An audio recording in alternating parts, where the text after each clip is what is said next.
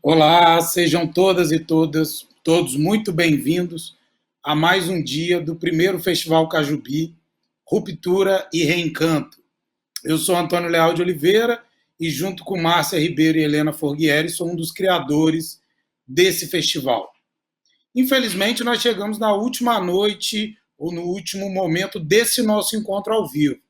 Mas quem está acompanhando a gente desde o primeiro dia sabe que o Festival Cajubi não para. Né? Não para por vários motivos, e eu posso citar dois, né? Diretamente ligados a essa perenidade do nosso festival. O primeiro é que o que a gente produziu até hoje, inclusive que a gente vai produzir hoje, vai estar hospedado, vai estar registrado tanto no nosso site quanto na nossa página do YouTube, né, youtube.com/Festival Cajubi, www.festivalcajubi.com.br.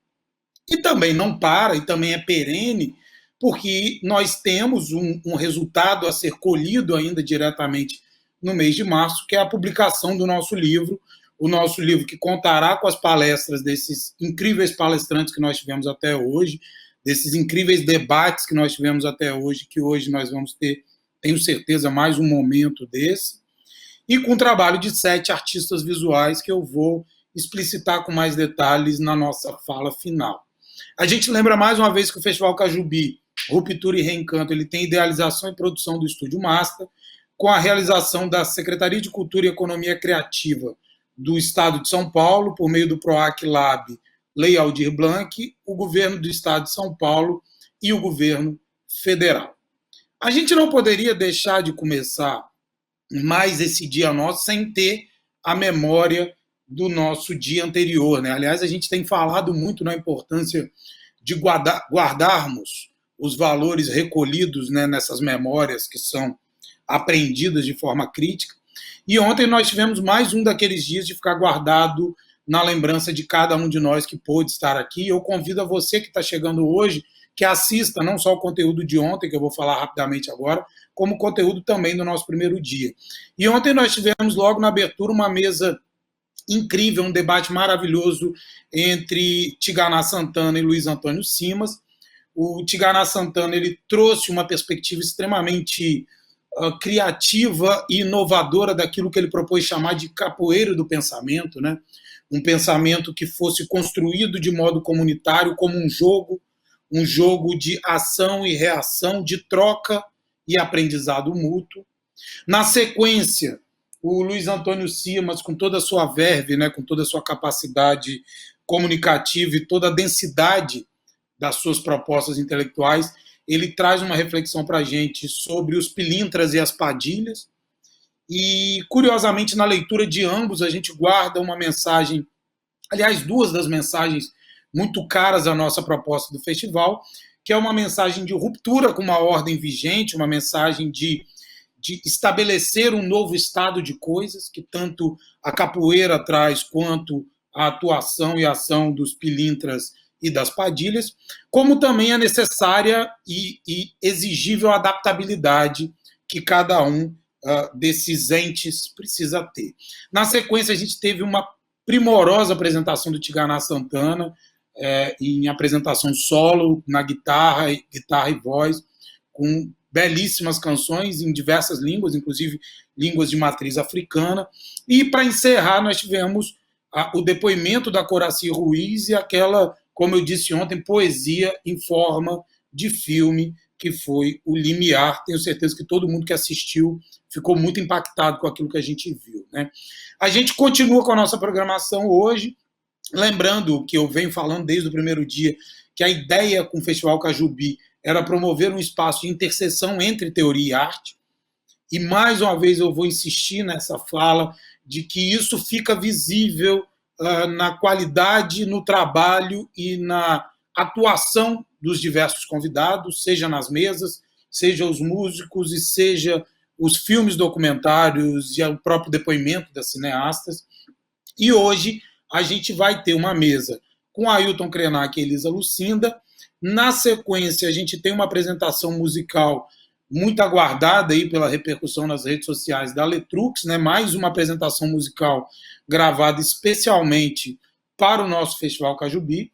E para encerrar, como eu disse, esse momento ao vivo nosso aqui juntos, né, desejando muito em breve esse retorno, muito em breve a próxima edição, nós vamos ter o lindíssimo e potente filme da minha querida amiga Elisa Capai, o Espero Tua Revolta, que é um filme imperdível, um filme muito marcante. Lembrando também algo que eu venho falando desde o primeiro dia, que todos os convidados tiveram a mais plena autonomia de construir os seus trabalhos da forma que lhes fosse mais conveniente, que lhes fosse mais adequada e que lhes parecesse mais coerente com a proposta do festival. E todo mundo fazendo as suas gravações e sua participação, respeitando todos os protocolos exigidos nesse momento tão difícil. Mais uma vez eu dou os avisos gerais, informando que todo o conteúdo, né, repetindo, ficará registrado na nossa página do YouTube, youtube.com/Festival Cajubi, e no nosso site, www.festivalcajubi.com.br. Convidar vocês mais uma vez a enviarem seus comentários, suas críticas, suas dúvidas, sobretudo, pelo nosso chat no YouTube. Vocês têm alimentado muito, vocês têm ajudado muito o nosso debate, isso ficou muito visível nos 2 primeiros dias e tenho certeza que não vai ser diferente hoje. Recomendamos que vocês assistam a nossa programação, escolham aí nos ajustes, no canto direito da tela do YouTube de vocês, para o sistema de Full HD, para melhorar a experiência de vocês. E lembrando, né, como se trata de um evento ao vivo, por mais que a gente tenha uma programação definida, estamos sujeitos às intercorrências que podem impactar, mas esperamos que pouco, ou se não, que não impacte o nosso cronograma inicialmente pensado. Ok? Então, hoje eu declaro aberta a mesa do dia que tem como título Ideias para um Mundo em Desencanto. Como primeiro convidado, nós teremos o Ailton Krenak, na sequência vamos ouvir a Elisa Lucinda, e eu apresento agora o Ailton. Né? Ailton é membro da tribo do povo Krenak, né, no Médio Rio Doce, ele pode me corrigir daqui a pouco se eu uso algum termo inapropriado para isso. Ele é um destacado ambientalista, escritor, é doutor honoris causa pela Universidade Federal de Juiz de Fora e, sem dúvida nenhuma, é um dos líderes indígenas brasileiros de maior reconhecimento internacional.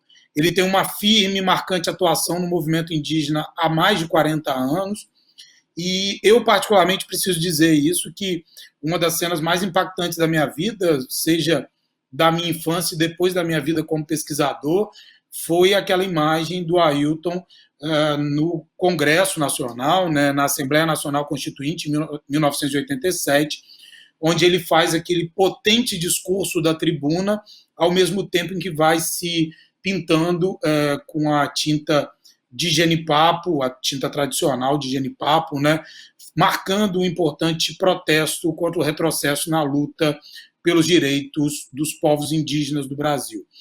Desde então, ele ocupa cada vez mais o cenário nacional e tem ganhado muito destaque, não só pelas diversas palestras, pelos diversos cursos que nós temos assistido, como pelos belíssimos livros que eu ousaria chamar, e ele mais uma vez pode me corrigir e puxar minha orelha na sequência, que eu ousaria chamar de manifestos ou de libelos, que com tanta beleza e com tanta potência nos engajam a um resgate desse elo com as nossas heranças perdidas e uma crítica, sobretudo uma crítica contundente aos modos de vida estandardizados e reinantes na modernidade ocidental. Ailton, é uma alegria muito grande te receber. Eu pude manifestar isso para você antes de começarmos aqui, toda a gratidão e toda a inspiração que o seu nome trouxe para a gente desde o primeiro momento de construir esse espaço do Festival Cajubi. Sinta-se em casa, sinta-se bem-vindo e o nosso mais sincero e profundo agradecimento pela sua presença. Boa noite, todos e todas, ou todas, todos. Como tem havido uma correção de linguagem aqui no nosso português do Brasil, agora nós nos dirigimos a um eventual auditório dizendo todes, todas, todos. E eu até li um artigo recentemente sobre isso, como a nossa língua portuguesa é inventiva. E eu agradeço muito aos organizadores desse festival com esse nome tão bonito, Cajubi, e que homenageia, obviamente, a tradição dos povos originários, né, dos mais antigos habitantes daqui desse continente. E parabéns por essa persistência em realizar um evento voltado para a visão da cultura, né, da crítica da cultura e da celebração da vida, engajado na realidade que nós vivemos. Nós estamos mesmo precisando desse tipo de olhar sobre a nossa realidade para a gente não ficar entre o desespero da pandemia e a euforia daqueles negacionistas que acham que pode fazer evento com 2.000 pessoas, 3.000 pessoas, fazer uma farra e depois lotar os nossos leitos e deixar muitas pessoas morrendo sem assistência. Então, um festival cultural que acontece num tempo de reflexão dessa, obviamente, ele implica numa discussão sobre como nós estamos produzindo cultura, consumindo cultura, como nós estamos reproduzindo, né, a partir da perspectiva de cada comunidade, de cada coletivo dessa gente que nós chamamos os brasileiros, como é que nós estamos nos comportando diante de uma tragédia, de uma perda de milhares de vidas num período tão curto? Nós estamos indiferentes a isso? E o tema que eu tive a oportunidade de refletir e trazer para compartilhar com vocês, queridos amigos, agradecendo ao Antônio esse convite que, desde o começo, ele, obviamente, me vinculou ao encontro, porque, por utilizar o título de um livro meu para inspirar a edição desse festival, eu falei, bom, eu estou sendo homenageado com essa escolha e fico muito honrado. Então, muito obrigado. E eu quero falar sobre a nossa identidade, sobre cultura e sobre as diferentes escolhas que as nossas culturas nos levam a fazer.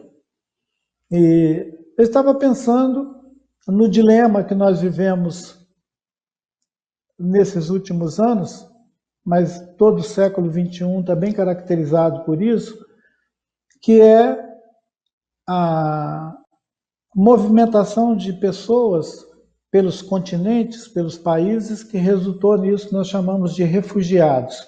Nós estamos vivendo um tempo em que os moradores do planeta Terra não conseguiram dar conta de compartilhar a vida e produziram muita pobreza, desigualdade, e tem gente vivendo como refugiado ambiental em várias regiões do planeta.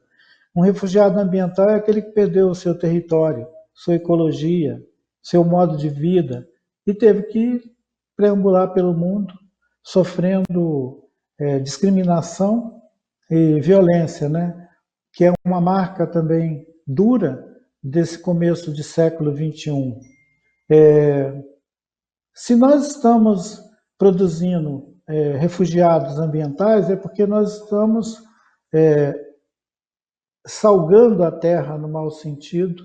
Ela está ficando um lugar impossível de comunidades se constituírem e viver continuadamente, como a gente chama os povos tradicionais, né? Aqui no Brasil a gente tem esse termo, povos tradicionais, que se refere aos quilombolas, às comunidades indígenas, os ribeirinhos, os seringueiros, os extrativistas da Amazônia, que vivem em comunidades.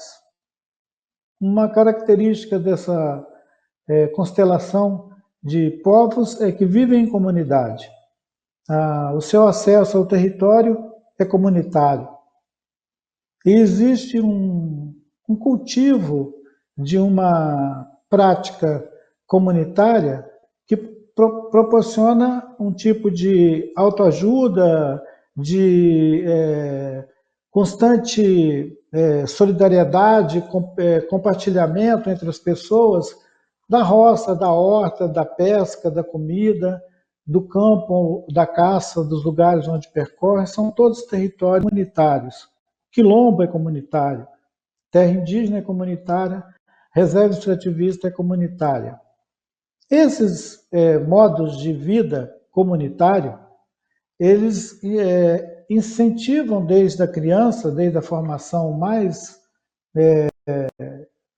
tenra de alguém numa comunidade dessa, incentiva nele a formação de uma pessoa coletiva, uma pessoa que se interessa por tudo que pode ser compartilhado, que pode ser experimentado como um comum, um território comum, uma água, vida. E essas perspectivas, elas constituem pessoas coletivas.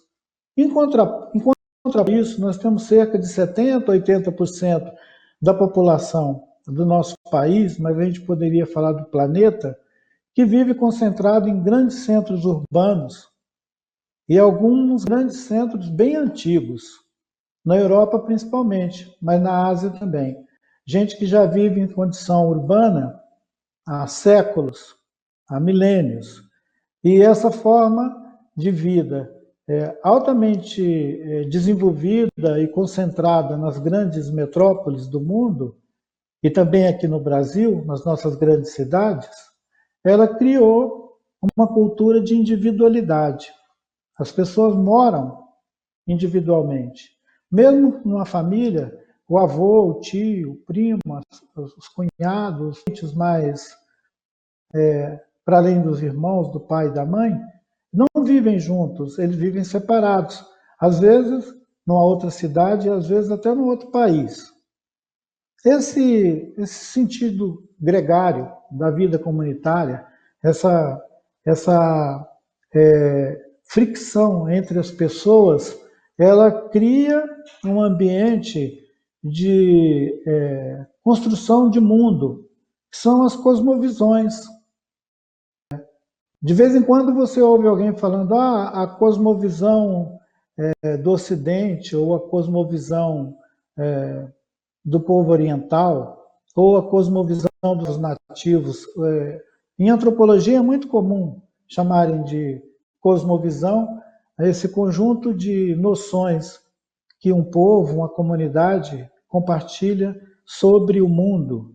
Então é muito demarcada a diferença da forma de vida das pessoas que vivem em comunidades históricas, que sempre tiveram essa possibilidade de continuar resistindo dentro de um território, mesmo que a vida se torne insuportável.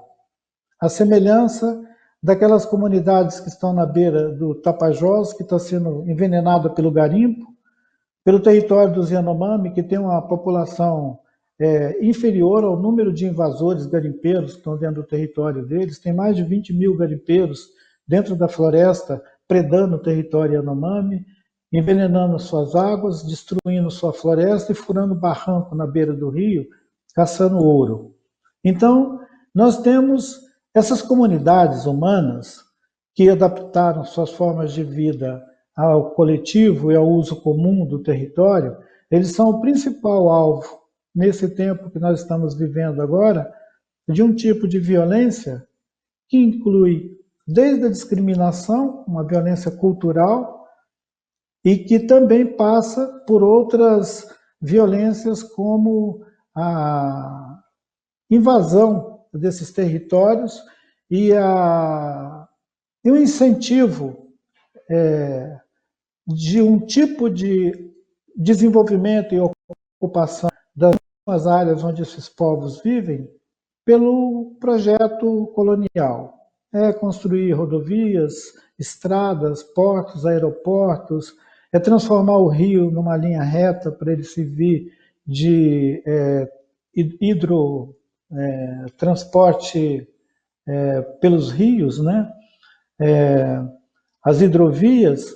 Então, esses territórios, eles estão sendo na Terra, no planeta, aqueles pontos de resiliência, aqueles pontos de doing no planeta. É como se fosse um doing no corpo da Terra. Essa Terra que nós já sabemos que não se liga a um conjunto de geografias, mas é um vivo, a Terra, essa que os nossos irmãos chamam de Mãe Terra, os nossos andinos chamam de Pachamama, e que os agora chamam de, porque entende que é um organismo vivo, ele tem um tipo de humanidade que quer viver profundamente recriado e cuidador de vida nos seus territórios, protegendo os rios, morrendo por causa disso, protegendo as florestas, morrendo por causa disso, enfrentando a invasão nas fronteiras desses territórios com seus próprios corpos, demonstrando um voluntariado que ninguém ressalta. Eu acho muito bacana a gente celebrar aquelas iniciativas que são do bem comum, do interesse comum, que protege o oxigênio que nós respiramos, as águas que nós bebemos. O nosso querido Antônio Nobre, ele divulga uma pesquisa feita sobre a formação dos ciclos de chuva e transferência de água dos Andes, passando pela Amazônia, até chover no Rio Grande do Sul, o pessoal poder cultivar trigo.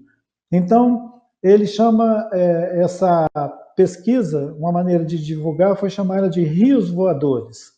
Então, os rios voadores são essa imagem poética de rios que, ao invés de virem pelas bacias, eles andam lá em cima das nuvens, formando as nuvens e caindo sobre a nossa floresta, produzindo chuva de novo, caindo sobre os nossos rios, criando abundância, fazendo a nossa agricultura, toda a riqueza que a terra proporciona para as comunidades humanas, sendo feito por esses rios voadores.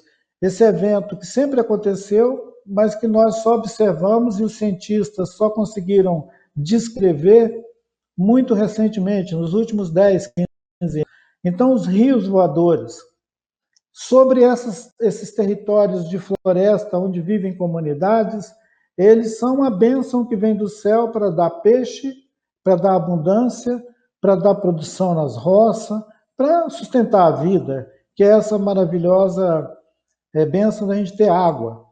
Eu estou falando com vocês a 500 metros do leito do Rio Doce, esse rio que os Krenak chamam de Uatu, ou Atu Miareré. O Atu é o nosso avô, é o avô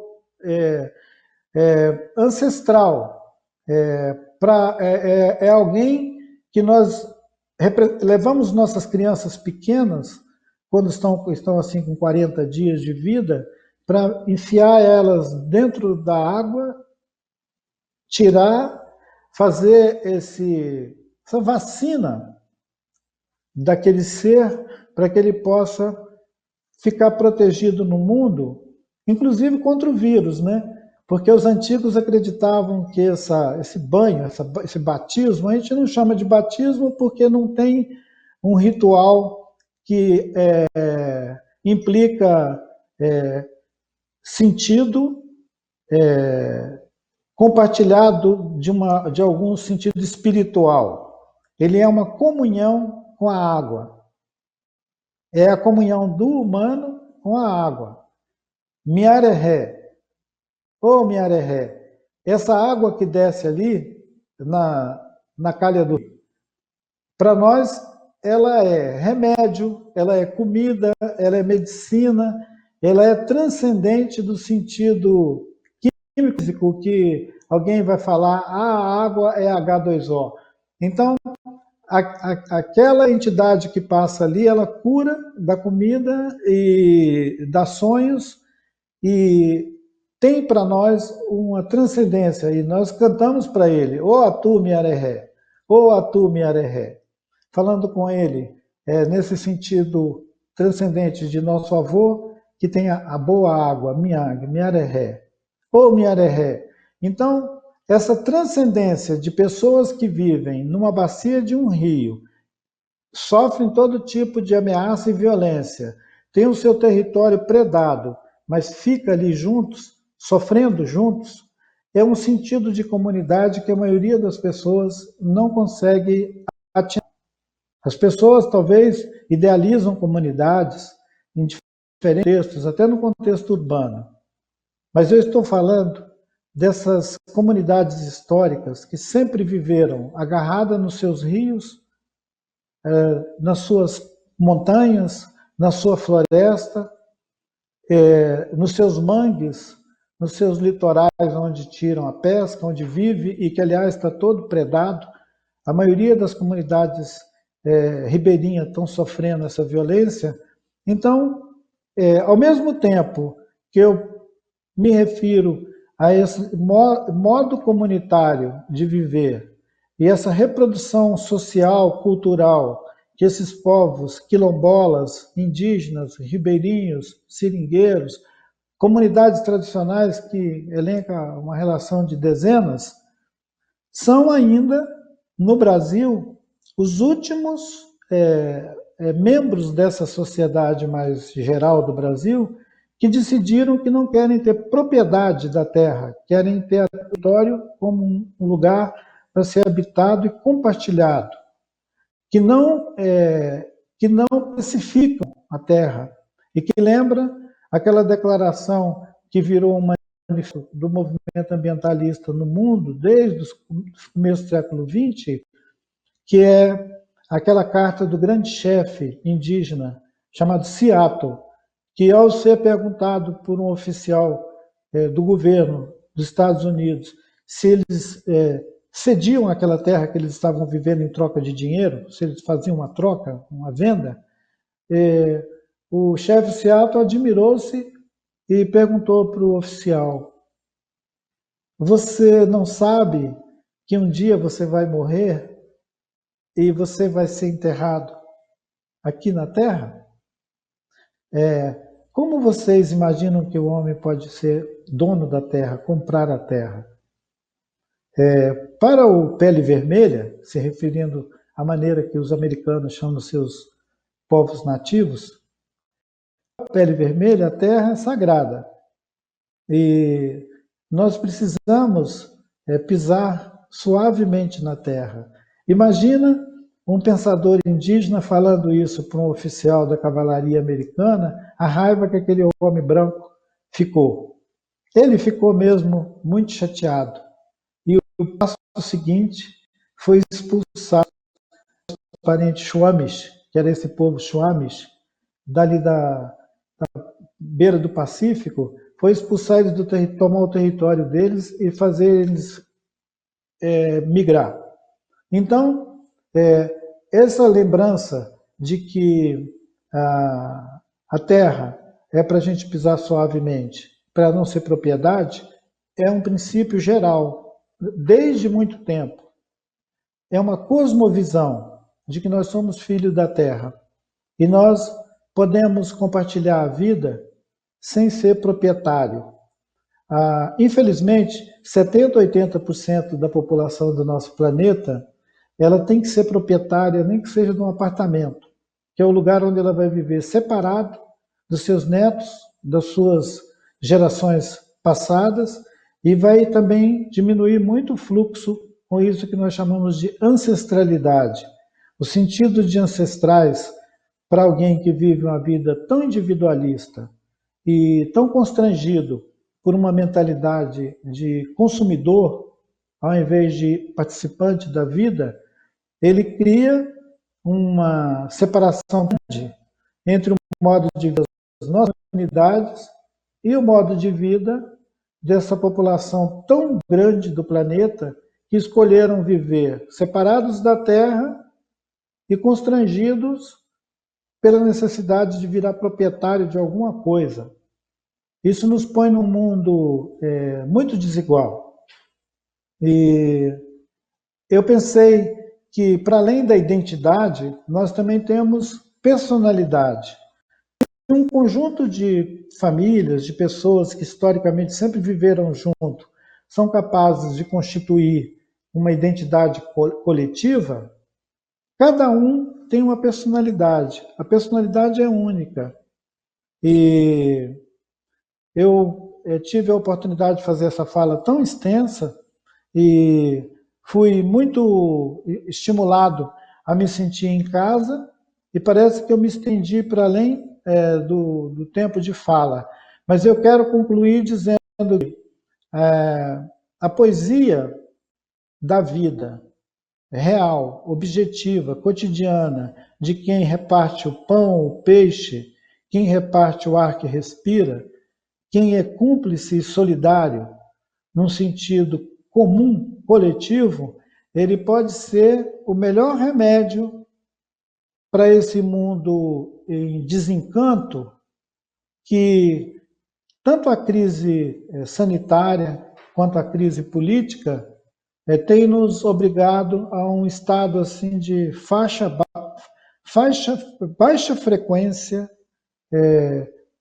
sensorial diante de tanta hostilidade, a ponto de nós nos sentirmos no Brasil impedidos até de fazer o funeral dos nossos mortos.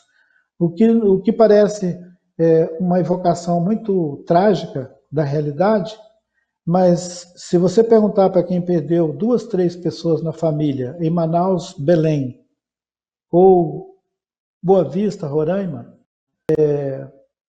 você vai ver que não é exagero dramatizar a morte de 250 mil brasileiros, de todas as culturas, de todas as etnias, mas sendo que principalmente morreram as pessoas que não tinham como estar num leito, numa infraestrutura geralmente urbana e que também discrimina. Ela discrimina os pobres. E a poesia é a maneira de nós nos encantarmos com a vida, apesar de tudo. É ela que nos faz encontrar aqui nesse festival, celebrando a vida e evocando a memória daqueles que não estão mais junto com a gente. Ereré. Muito obrigado, Ailton.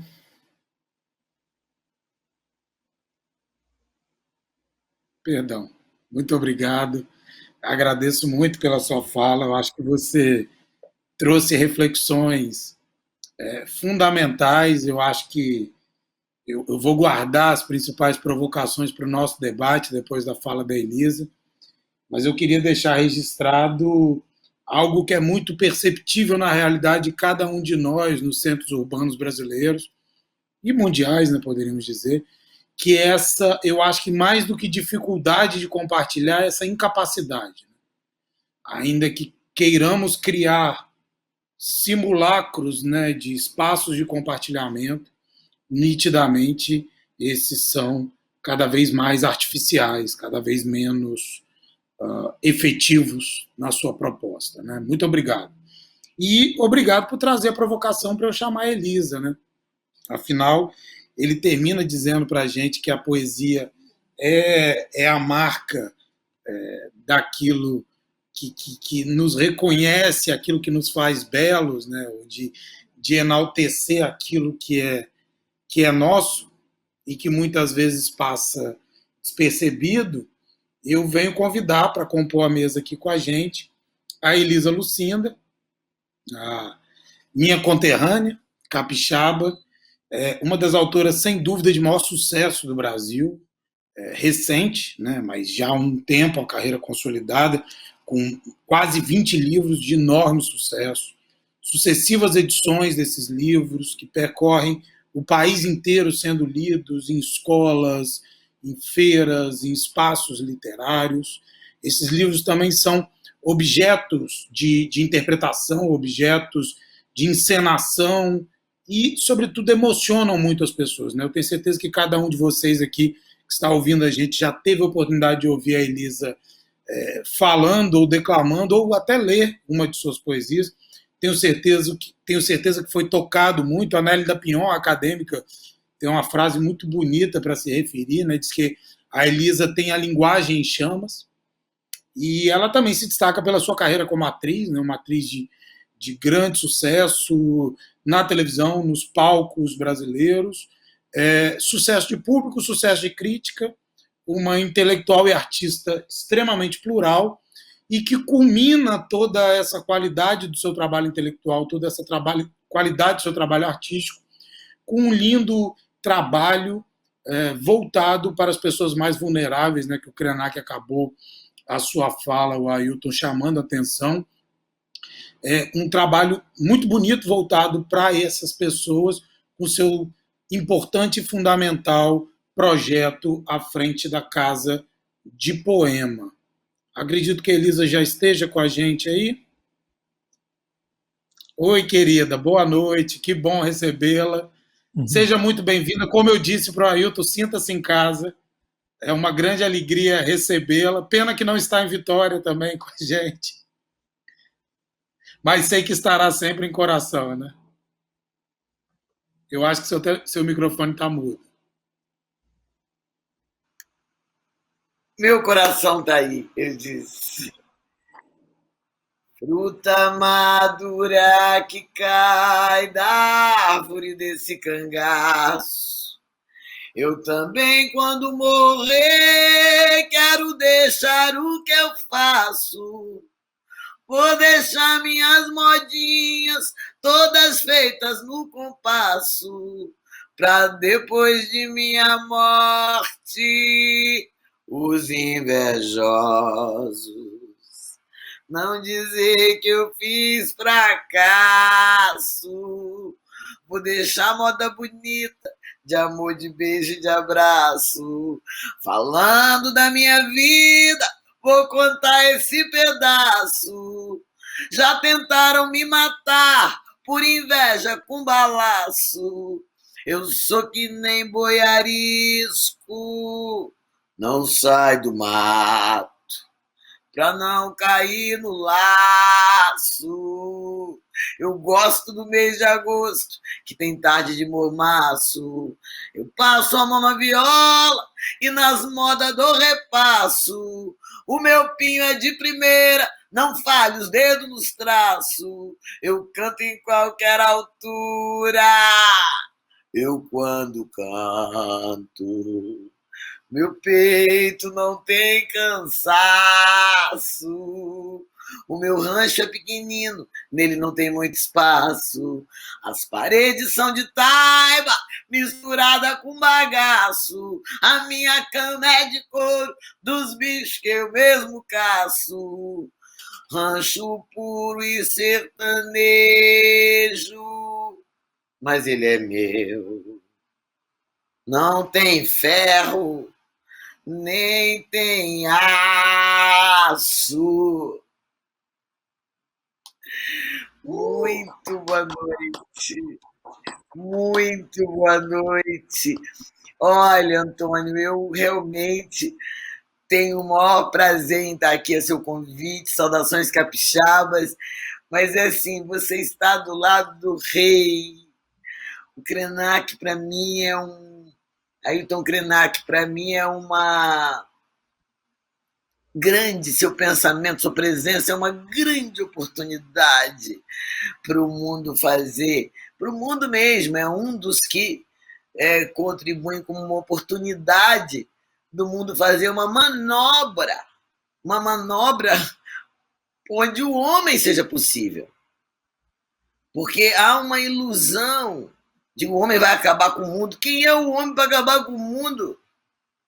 Em 15 dias e um mês, a natureza se regenerou na nossa cara sem a nossa presença tóxica. quando a gente foi para dentro de casa, como quem é posto de castigo, não como é que eu digo, uma condenação de algum Deus que nos pôs de castigo, não.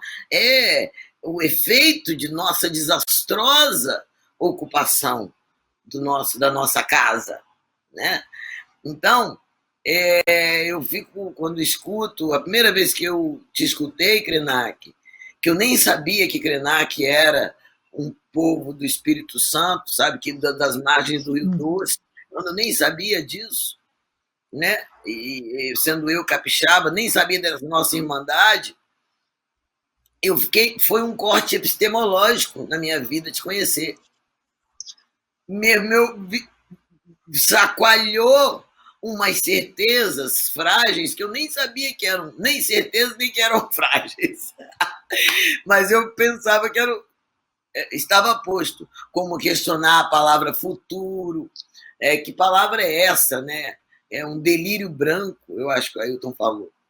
Então, assim, é uma honra estar num debate em sua presença, bater nessa bola com você. Achei, aliás, o festival todo está muito, tá lindo. É uma atividade antibélica, não parece. Mas o que detém as guerras não faz o barulho das armas nem das bombas, mas nem por isso tem menos poder. Então, assim, o que eu queria dizer, onde é que eu quero caminhar, partindo disso dessas ideias da identidade que o Krenak nos ofereceu, é que parece que é como se o mundo tivesse andado para longe de si mesmo, né? Fazendo um recorte assim mesmo de Brasil, por exemplo, a gente tem uma educação que não serve para a vida, não está calcada no encontro, que a escola é a segunda família entre essa, você sai do seu núcleo e vai para a escola aprender com as outras pessoas, os outros das outras famílias. É um ensaio da vida adulta. Nesse ensaio, não está posto o coletivo, está cada vez menos posto o coletivo. A criança entra num turbilhão, numa máquina de tirar a essência, especialista em tirar a essência. O que faz com que ele seja ele, sua referência em relação à sua casa, seu lugar, seu avô, sua cultura, os costumes da sua história, né? Tudo isso é, digamos, desencaminhado. Eu sempre presto muita atenção, há muito tempo eu venho na minha vida preservando a minha liberdade. Há muitos anos eu luto por ela. Qual liberdade? A mais simples, de poder falar assim numa live ou numa conversa. Peraí, gente, que eu vou fazer cocô. E isso não ser um absurdo. É de mau gosto, né? Aquilo foi de mau gosto. O que é? Como é? Mas não é de mau gosto falar, estou com fome, quero comer. Ora, o que é o cocô? O futuro da comida? Entende? Desse jantar chique. E esse desprezo, esse mau olhar que nós desenvolvemos e impingimos às crianças sobre o que nos forma, né? O que nos... É tão importante o excremento para a terra, né? É tanta nutrição, é uma transformação. Mas a gente tem um desprazer com a nossa essência, e essa, para mim, foi a pegada da supremacia branca no mundo. Que mesmo, eu acho que vem na contramão de tudo que dizem os povos originários. Então a criança tem uma educação torta mesmo em relação à vida. Aprende a mentir, se estiver com fome diz que não está, hein? Se a dona Santinha oferecer bolo, diz que não quer. Isso é o certo, é mentir. Você está entendendo? A criança não entende por que aquela fúria só porque ele peidou. A criança não entende por que isso tudo. Sabe, o menino coça o ânus, é um problema. Você tira a mão daí! É uma loucura, os alunos assistem a um ataque ao que nós somos. E aí, as crianças que têm a exuberância do desejo, a exuberância daquilo que não se compra no shopping, que são os nossos sentidos, nossas emoções, essa fartura sofisticada que é o ser humano, né? São sinapses, são organizações oníricas. O negócio é muito bem bolado como experiência, como acontecimento biológico e cosmovisionário. A gente é muito potente. Isso é destruído sistematicamente. Então, a criança que entra na escola, sabe, que sai da sua casa ainda, oba, sorvete, eba, adoro manga, pitanga. Essa alegria que os adultos acham que o menino está meio bobo, ele está comemorando aquela pitanga. Ele já comeu pitanga hoje, ontem, ele já comeu a pitanga ontem, mas hoje é a nova pitanga e ele está contemporâneo. A criança é perfeita, ela joga 20 vezes aquela bolinha e a gente joga de novo para ela, fala outra vez. Essa sabe o que quer dizer outra vez. Essa não burocratiza outra vez. Então, ela cresce com ela vai sendo aquela exuberância, ela é o corpo, tudo dela é ela. O meu pé também é Elisa, minha canela é Elisa, e a minha avó também é minha cadela. Eu não estou sozinho, eu sou um conjunto de interseres e da minha estirpe, de onde eu vim, venho de muito longe. Então, as crianças vêm com essa potência toda, formando o país da inocência. Então elas gritam, vão chorar, o pé também não, isso não. O pé também diz não. E não essa dicotomia do homem só existir da cabeça para cima. Então ele está ali, exuberante, e aí aprende a segurar. Tem gente que segura gargalhada. Gargalhada é muito indecente. O que é uma gargalhada indecente, coitada dessa pessoa? Passou a vida assim, segurando um fluxo. A gargalhada é um fluxo. Poxa, dar ré numa gargalhada, eu não sei o efeito. Essas pessoas crescem vendo no seu colega o seu inimigo. Eu vou ter que superá-lo. Meu pai vai me botar na faculdade Narciso, seu filho em primeiro lugar. E o do meu vizinho é em segundo, é em terceiro, é em último. E eu me importo, só tem lugar para um. Que isso? Isso é o oposto da filosofia Ubuntu, que eu sou porque nós somos africanos. Isso é o oposto dos povos indígenas, que um só não é nada, só é no coletivo. Então, assim, olha como é que nós vamos sendo encaminhados para um projeto fracassado de sobrevivência do homem. Em um mês já tinha tartaruga na Baía da Guanabara, que é um lugar poluído. A gente deu uma saidinha, a natureza falou, que bom que eles ficaram quietos em casa, parar de... Pequim nunca teve o céu que teve com a nossa saidinha. Então eu confio que a natureza sempre dará conta. Então, me preocupa nós, que temos uma potência imensa criativa, somos tragados por essa filosofia da civilização. Isso é civilização. Então, aí o menino cresce e aquela exuberância de oba sorvete, oba pitanga, aquilo tudo, eu não sei como. O cara entra na universidade, faz pós-graduação e participa de bancas chatíssimas de exibicionismo, de formalidades. E é muito doido, você faz a sua tese e perde a utopia. Que era o motivo da tese? A tese é sobre a sustentabilidade das populações ribeirinhas e a influência predatória do garimpo, sei lá. Entende? Essa é a minha tese. Caramba! Aí começa a orientadora, a professora orientadora, a dizer: não, você não devia ter dito isso dessa maneira, e começa a mexer na forma, e tem que caber tudo naquela forma. Vira um fetiche estranhíssimo da forma e esquece o motivo. Então toda aquela utopia se transforma numa coisa chatíssima. As pessoas acabam casamentos fazendo tese, as pessoas acabam amizades, as pessoas desenvolvem depressões, são humilhadas pelos seus orientadores. Sabe?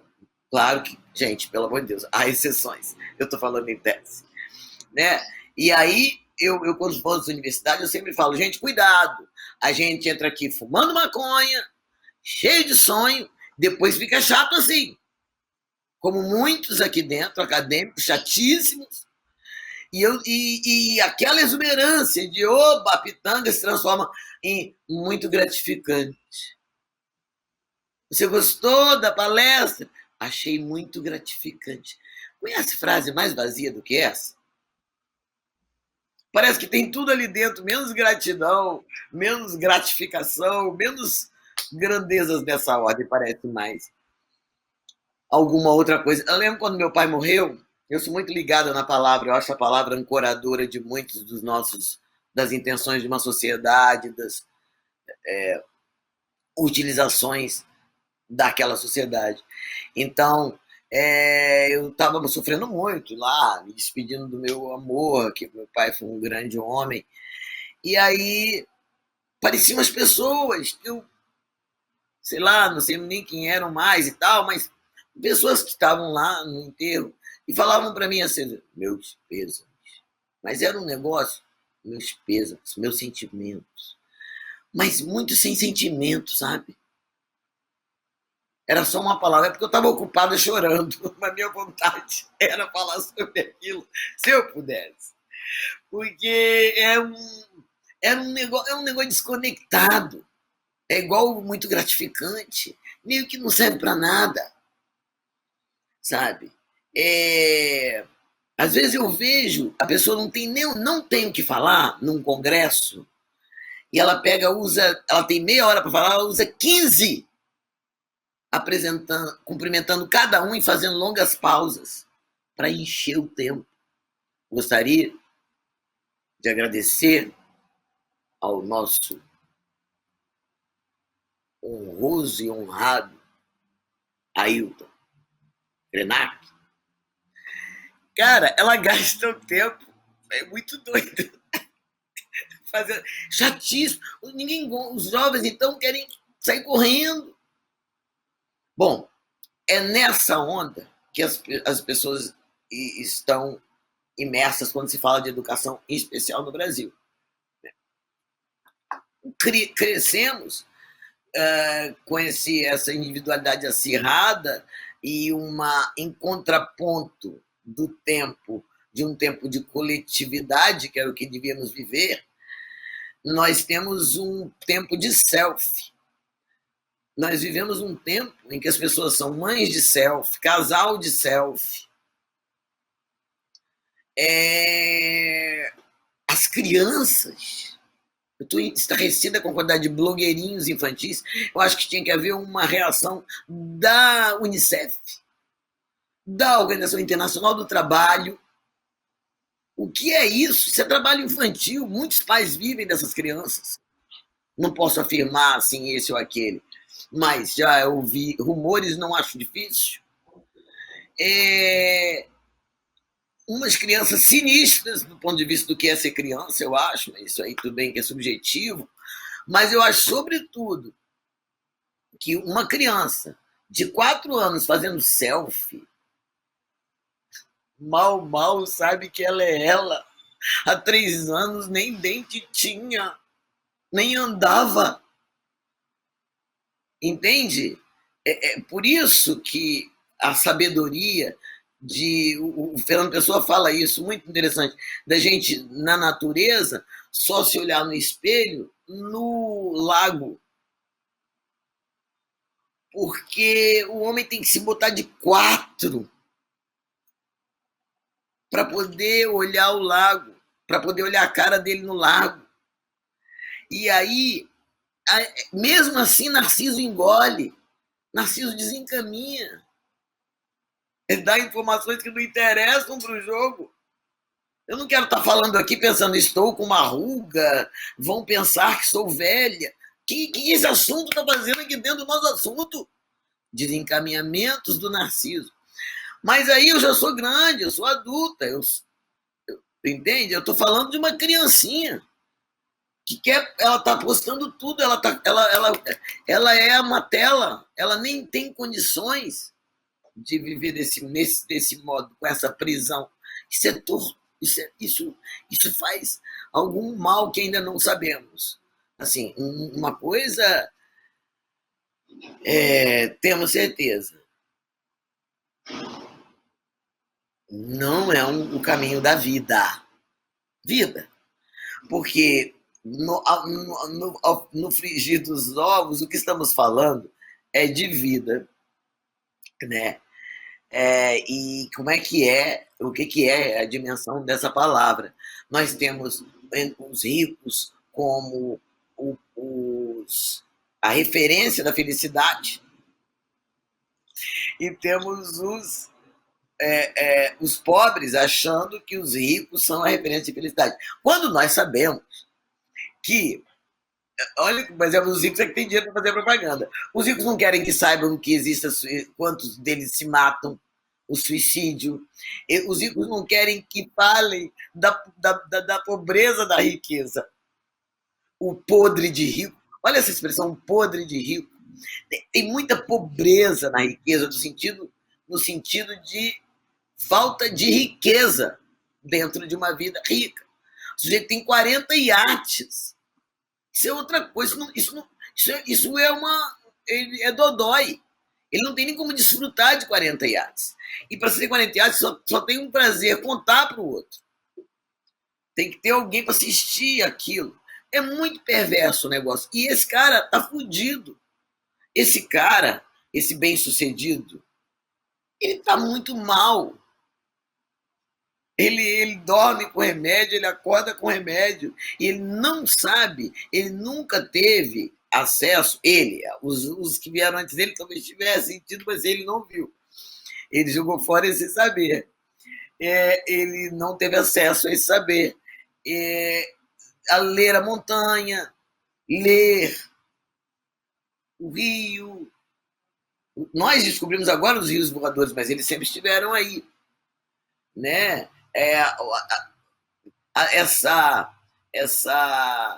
Esse acervo, essa riqueza de escola que a natureza dela nós fomos privados.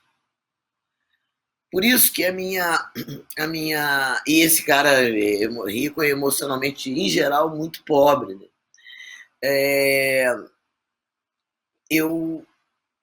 Essa minha primeira viagem aqui quer fazer um chamado para que a gente coloque as nossas narrativas em cena. Por isso que é muito importante os manifestos, Antônio falou bem, que o Krenak tem escrito, esse A Vida é Útil, maravilhoso, que são as suas palestras, né?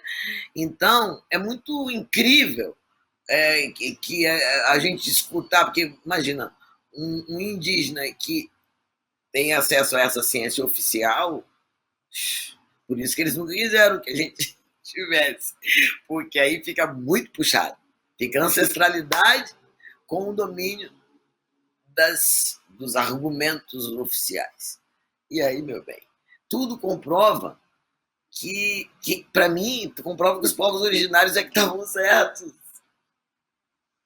E a falta das nossas narrativas na gestão do mundo é que está fazendo o mundo sofrer. Não que a gente queira um mundo só dominado por indígenas ou só por negros. Não, eu quero universalidade, assim como o mundo é. Mas está na cara que é isso que falta. Olha só, um pequeno exemplo. O achincalhe que se faz com as religiões de matriz africana, por exemplo, tem produz uma grande derrota coletiva. Por quê? O terreiro é um lugar de acolhimento, o terreiro é um lugar de tolerância total, amor. Tolerância é chato, amor. Então ninguém vai perguntar se o cara é de que tribo que ele é, que povo que ele é, que sexo que ele é, e muito menos de que religião que ele é. Num terreiro, ninguém pergunta nada, acolhe.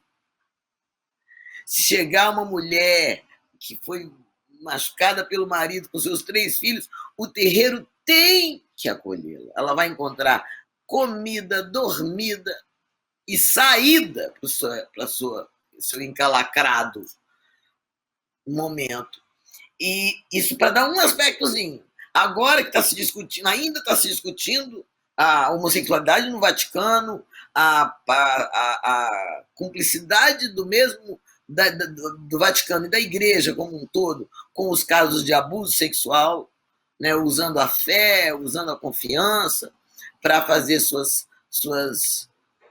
covardias, né? E enquanto nos terreiros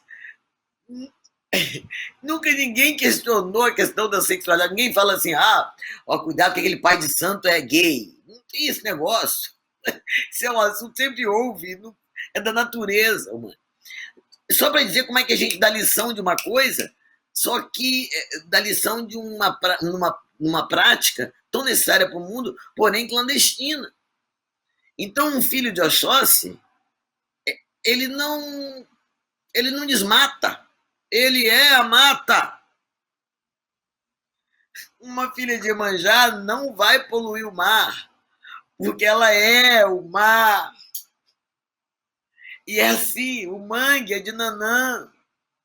Então, assim, olha como é que pode. Você entende que o candomblé é ecológico, é sustentabilidade? Foi tirado de cena oficialmente. Então, a minha proposta é o seguinte: o rio do Krenak, que é o qual o Krenak pertence, é o avô da nova criança. E sempre funcionou esse oráculo, esse feixe de saberes, fortalecendo a memória e seguindo, e sendo farol do presente. E da mesma maneira que um terreiro sempre foi o farol da vida de muita gente, inclusive de muitos brancos, procurando saúde, sucesso, sei lá, prosperidade, foram buscar a sabedoria no terreiro. Então está na hora do mundo ouvir o rio e ouvir o terreiro. Não fizemos consultas particulares? Vamos fazer consultas coletivas. É isso aí. Eu queria deixar essa... Falei muito, não sei meu tempo aí, mas... Não, falou lindamente. Continuaremos ouvindo aqui até a próxima edição do festival. Vocês dois. Eu vou falar uma coisinha assim que eu tinha esquecido. Estou quase saindo e deixando vocês dois sozinhos aí. Não, aqui ele puxou, ele falou o Krenak falou da poesia, na hora que ele falou, me veio uma poesia minha na cabeça, e eu não falei, eu quero falar agora, para ele, para todo mundo, chama Credo, de tal modo que eu jamais negá-lo poderia, sou agarrada na saia da poesia, para dar um passeio que seja, a montanha, a praia, o campo, uma viagem de carro, avião, a pé, o trem, uma ida a um consultório, uma possibilidade ínfima que seja de espera, passo logo a mão nela para sair. Um Quintana, uma Adélia, um Solano, uma Conceição, um Pessoa, qualquer outra a quem eu ame me unir, porque sou humano e creio no divino da palavra, para mim é um oráculo a poesia. É meu tarô, meu tricô, meu I Ching, meu búzios, meu cristal clarividente, meu copo com água, meu colo de avô, a explicação ambulante para tudo que pulsa e arde. A poesia é síntese filosófica, fonte de sabedoria e Bíblia dos que, como eu, creem na eternidade do Verbo, na ressurreição das tardes e na vida bela. Amém.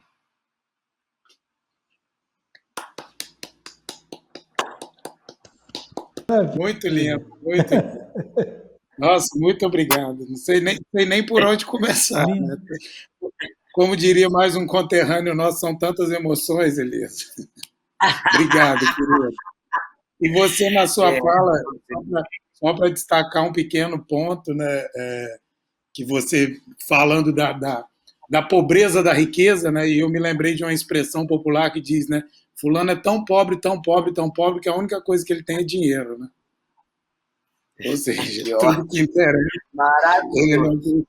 E aí, quando não sobrar nenhuma árvore, é que o homem vai entender, não é, Krenak?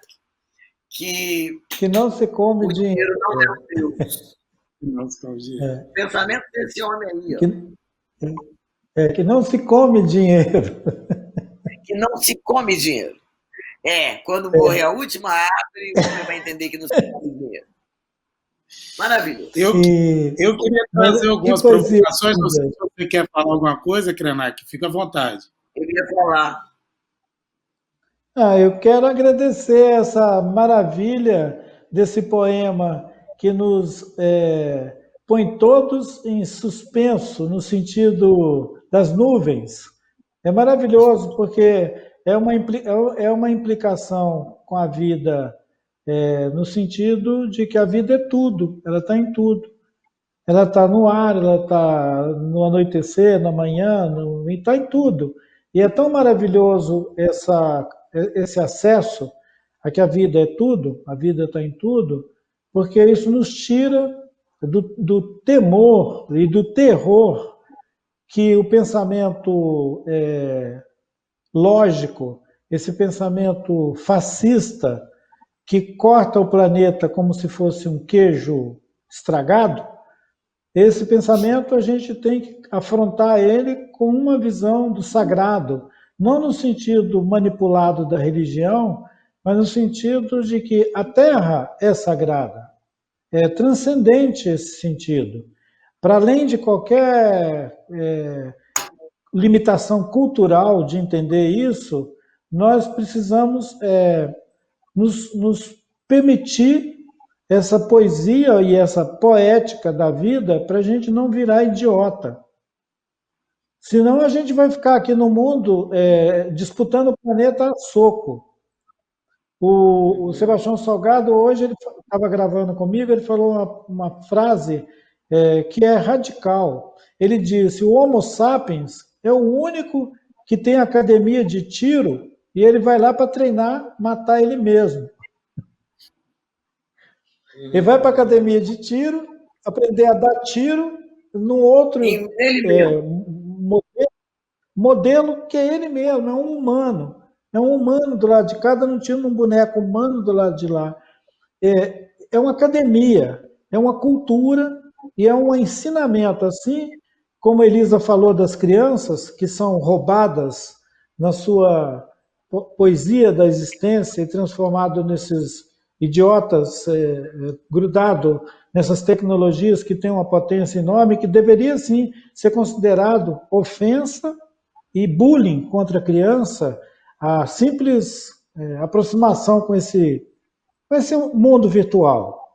Tinha que ter um limite para a idade das crianças ser exposta a essa violência. Ela é pornográfica. Eu costumo contar a história de uma recente, agora da pandemia, de uma mamãe dando o celular no rosto do nenenzinho na cama de manhã cedo, para ela beijar o celular e dizendo: é a vovó.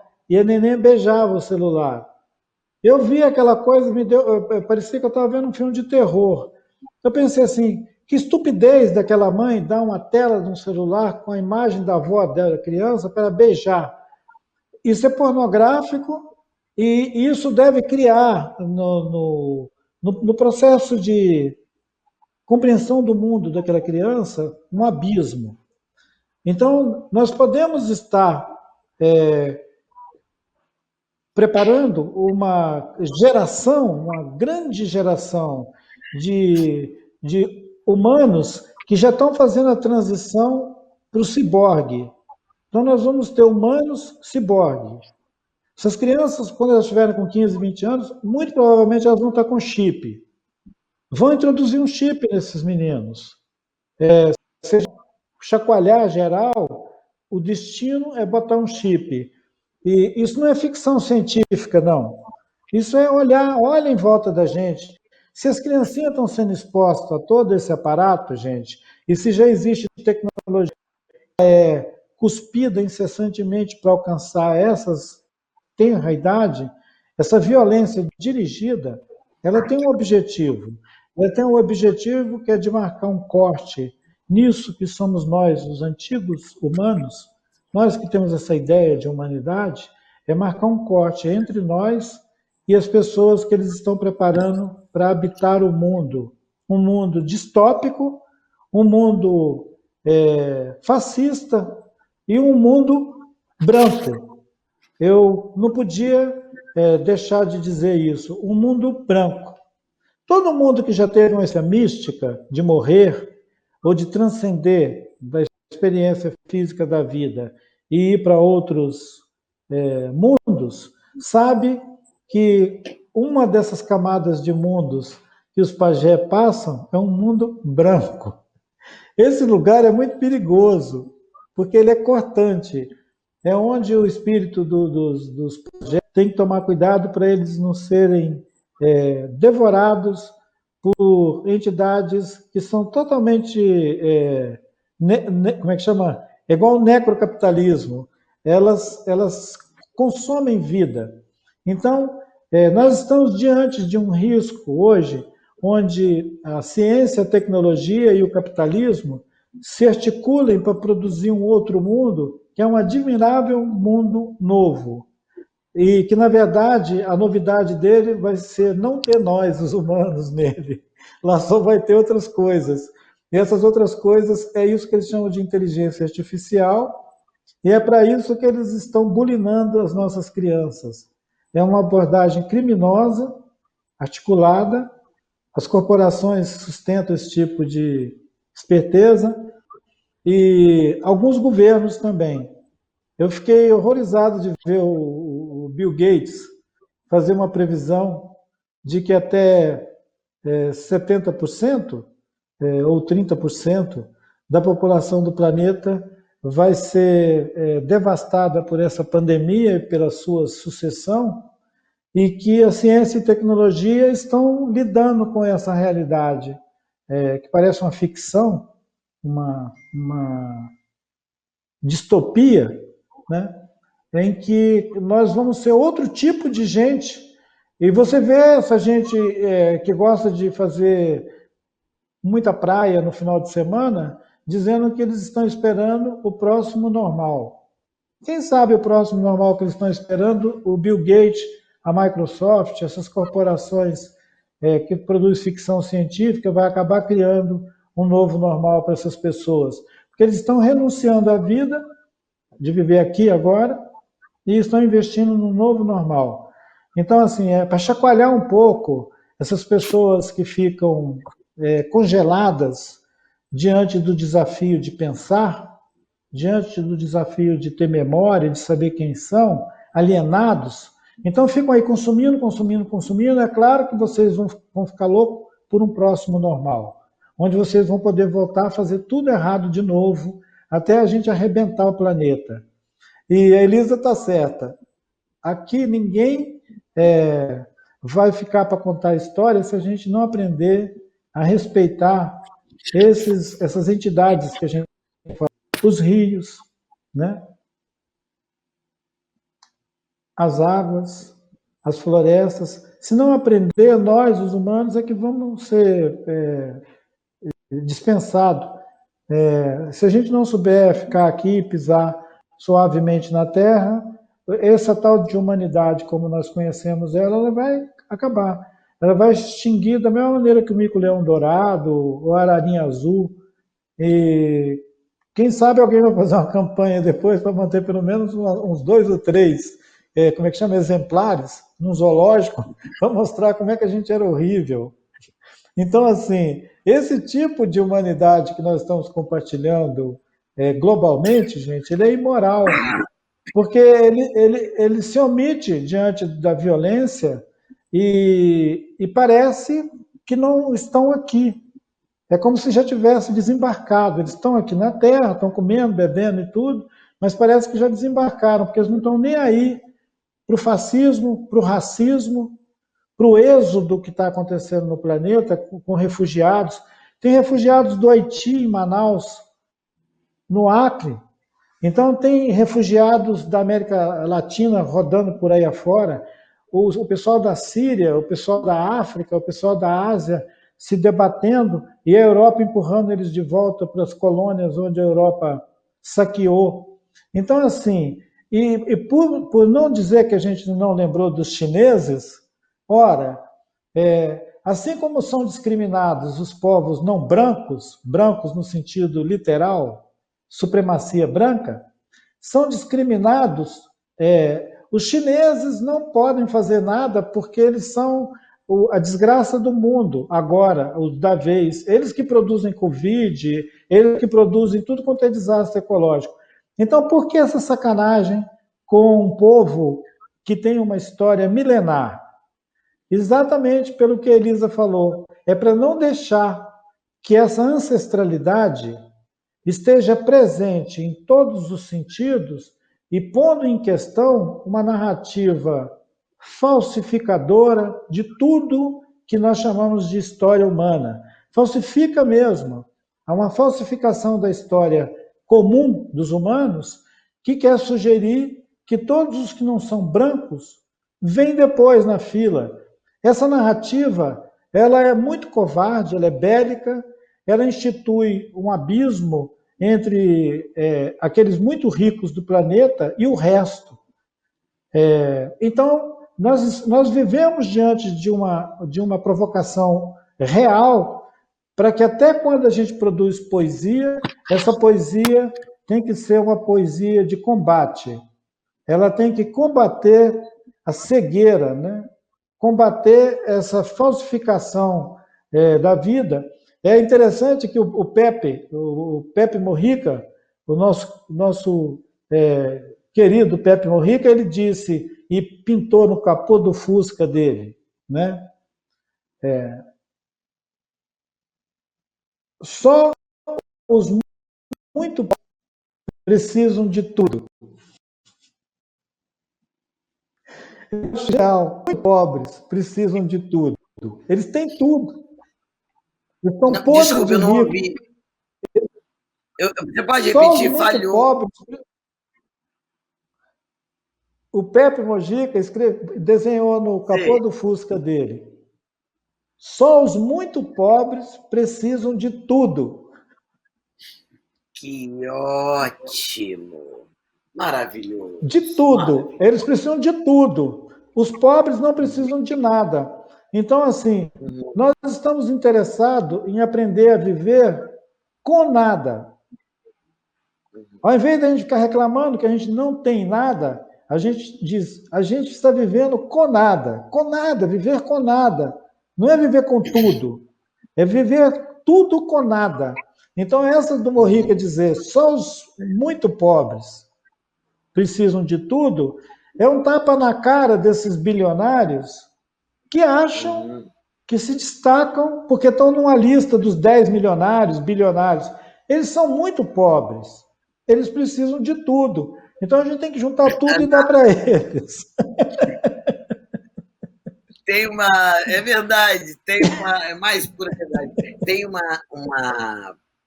poetisa, uma poeta, acho que é do Capão Redondo, chama Dinha, ela é maravilhosa. E ela tem uma coisa que ela diz assim: quem não tem valor Não, quem tem valor não tem preço.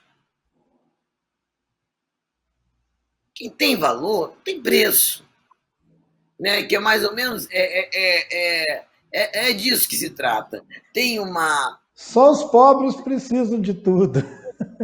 Só os pobres precisam de tudo. Meu pai, quando meu pai estava com Alzheimer, claro, meu pai estava com Alzheimer no final da vida, mas ele tinha momentos incríveis de lucidez, ele sempre foi um filósofo. Então ele disse assim, pai, ele já estava com 96 anos. Falei, pai, me fala uma coisa bonita. Ele falou, o que você quer saber? Aí eu falei, alguma coisa sobre a vida. Aí ele falou assim, a vida que é a fortuna. Se a gente não puder adicionar nada a essa fortuna, não vamos subtraí-la. E o homem com Alzheimer. E as pessoas passam a vida atrás da fortuna que viajam. E a fortuna é a vida. Então, tem uma coisa que você falou aí, Krenak, da falsificação. Eu pensei em uma coisa que eu nunca tinha pensado, que a fake news é antiga, né? A fake news é antiga, assim. Na Bíblia, por exemplo, um dia alguém me falou, eu li uma coisa, acho que foi na internet, uma mulher falando, quis até saber o nome dela, não sei. Ela falando, na Bíblia, a Bíblia fala que é contra o aborto? Será? Na Bíblia as mulheres não escreveram. Podia se matar o povo de Israel, podia se matar, peraí, podia se matar a adúltera, entendeu? Que justiça é essa que nós estamos falando que a Bíblia tem, por exemplo? Então, achei muito interessante esse olhar, né? Quem é que escreveu, né? Então, eu pensei na história do Brasil, que ainda tem isso, essas crianças, nossos brasileiros, elas aprendem que o genocídio indígena é chamado de descobrimento do Brasil.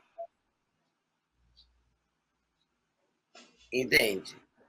A atitude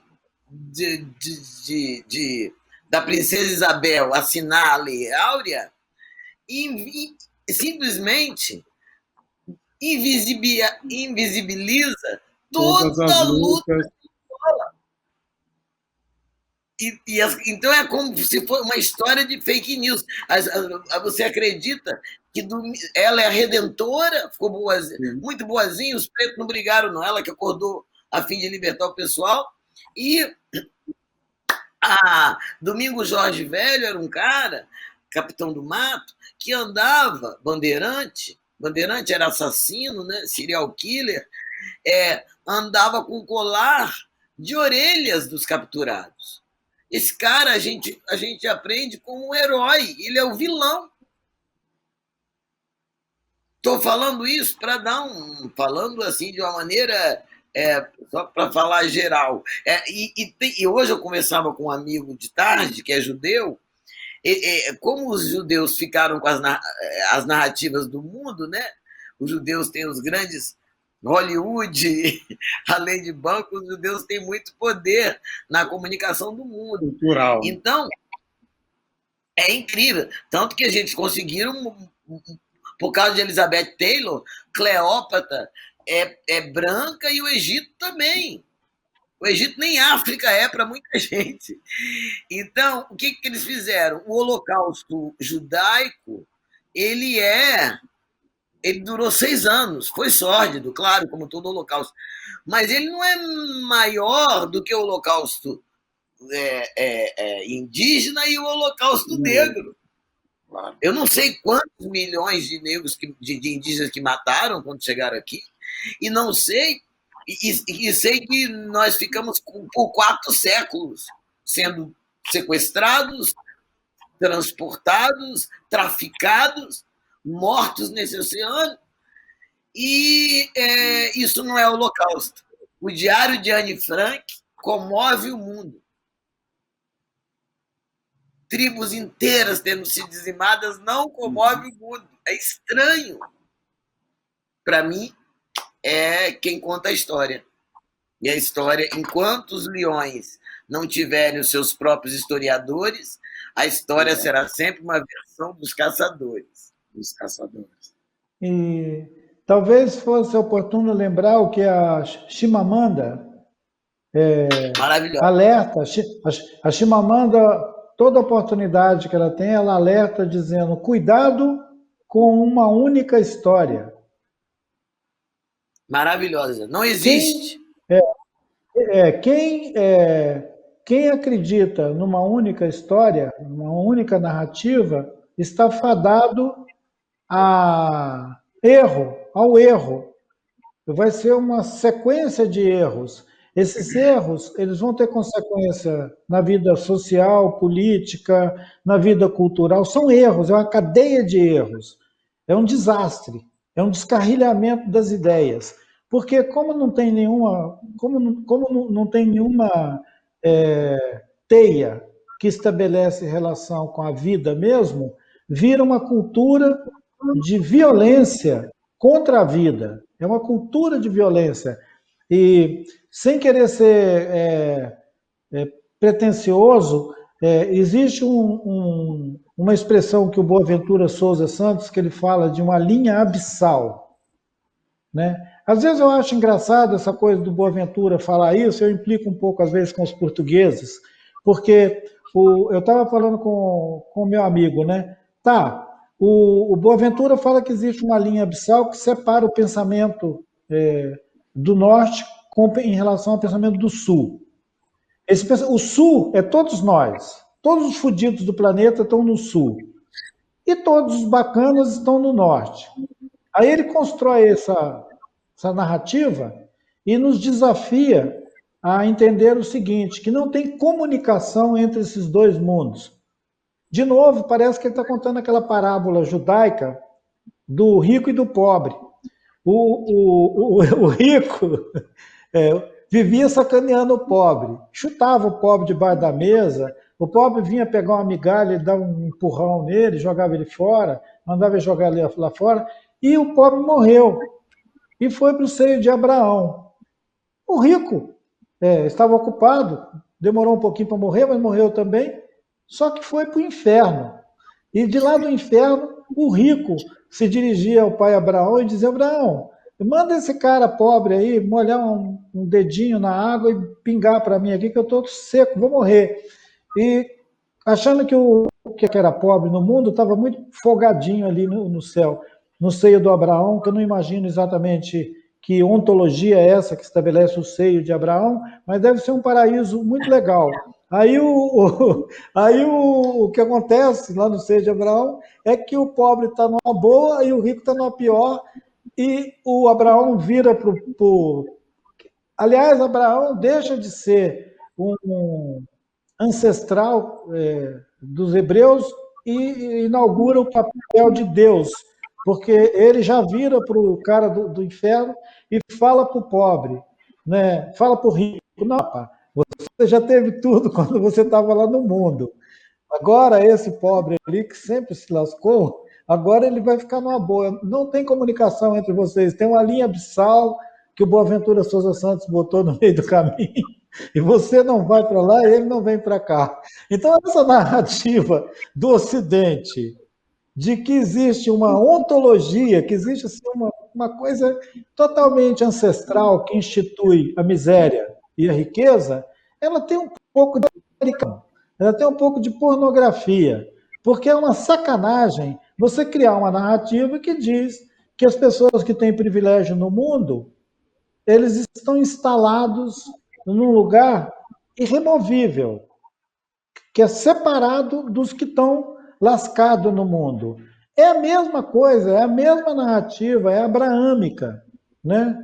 Eu, pelo menos, acho muito curioso aquele pessoal da Palestina, que eles contam que eles estavam lá antes do pessoal do Abraão ir assaltar aquela terra.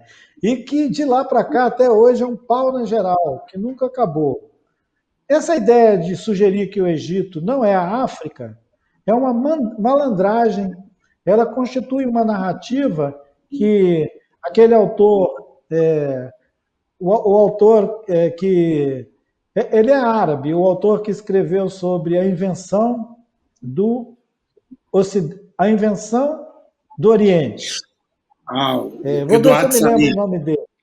Eduardo Eduardo Said. Said. Então, o Said escreveu esse livro maravilhoso que eu sei que os povos não brancos, né, os não brancos valorizam essa pesquisa histórica que mostra que o Oriente é uma invenção cultural. Ela é uma fake news. Como você disse, Elisa, é uma fake news. Assim como tem aquelas outras fake news que você já exemplificou, para as pessoas não ficar assim, voando sem saber o que nós estamos nos referindo sobre fake news, a antiguidade disso. A fake news que se constituiu quando a Europa decidiu que ela ia produzir um lugar chamado Oriente. E que esse lugar produzido, chamado Oriente, ele era uma espécie de lugar de despejo de tudo que a Europa não quer, de tudo que o pensamento grego ocidental não quer.